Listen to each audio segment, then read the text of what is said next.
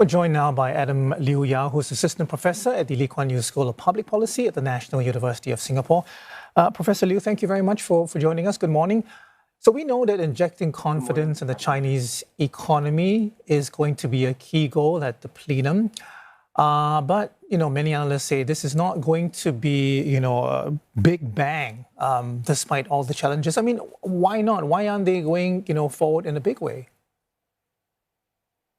Well, first of all, when you think about the major historical third plenums in 1978, when China started economic reform, it was preceded by major political changes in the country, right? The passing away of Chairman Mao Zedong and the coming to power of Deng Xiaoping. That was a huge political shift to begin with. And when we think about the third plenum of 1993, right? Before that, there was Deng Xiaoping's Southern Tour. That was also a major political change in the country. But we don't see such major political changes coming in the central leadership nowadays because the system has become very stable. Therefore, I don't expect fundamental economic changes coming from this third plenum, even though there will be new buzzwords, new policy adjustments, but not to the degree as we've seen in history. We just heard from our business presenter, Sarah, earlier about some of the aims and goals that are set for 2035 and 2049. How realistic are these ambitions, particularly in achieving technological superpower status or in a world-class military, given current global dynamics and internal challenges?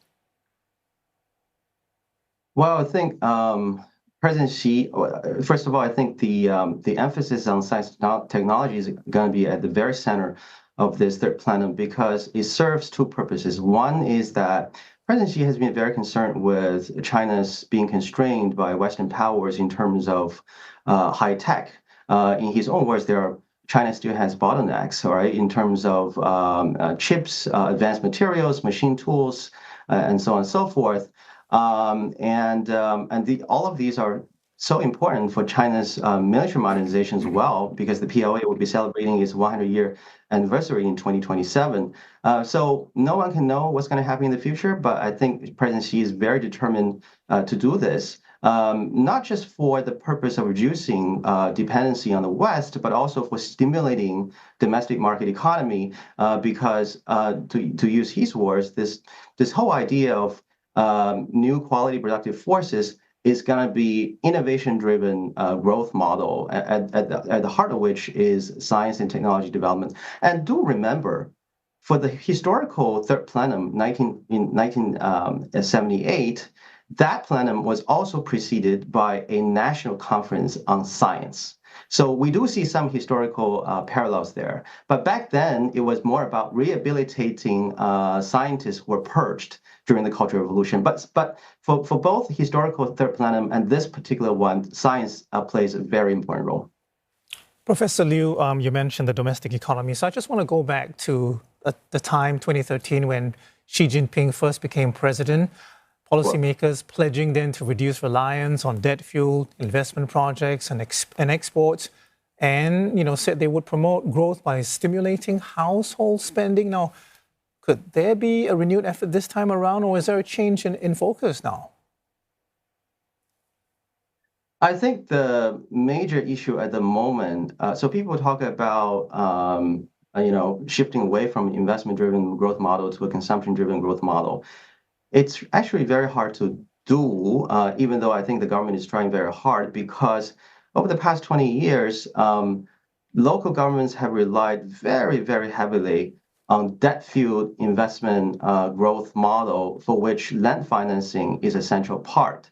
And the reason for that is that in 1994 in China, there was a major fiscal reform where central government took away so much of the local revenue, and localities were left with very little options, but only new tools to raise money for themselves, such as local government financing vehicles and land finance.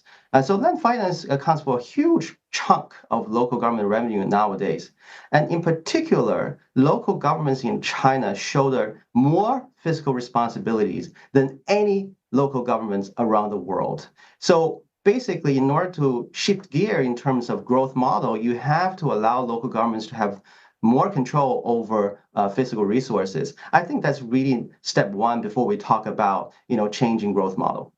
Professor Liu, and I just want to pick up on that point because, there are concerns from the private sector and foreign investors about the market mechanisms not being allowed to function. Will there be, some effort to address some of these concerns that the government plays too strong a role right now? Well, I think the private sector and the foreign sector, foreign firms, I think they will be allowed to play a more important role in the high-tech sector. But when we talk about allowing market to play a more important role, we have to think about what are the political constraints, because any country's political institutions represent the possibility frontiers of market reform, because the Chinese government was at the heart of this idea of modernization of Chinese style, and that is combining both markets and allowing the government to continue to play a very important role. So you will never see the kind of market economy in China because the political institutions are fundamentally different. Professor, apart from economic policy, we know that a growing number of Chinese officials have faced corruption inquiries of late, including former defense minister and agriculture minister. How do you expect the plenum to handle the case? What sort of messaging can we expect from this gathering? Well, I think there will be no surprises on that regard. These, former defense ministers and others will just formally disappear from the Central Committee, and that's it. I don't think there will be new surprises coming from the third plenum in terms of personnel issues, because the economy is really at the heart of this current plenum. All right, Professor Liu, we do have to leave it there. We thank you very much for talking to us this morning on Asia First. That was Adam Liu Yao, Assistant Professor at the Lee Kuan Yew School of Public Policy at the National University of Singapore.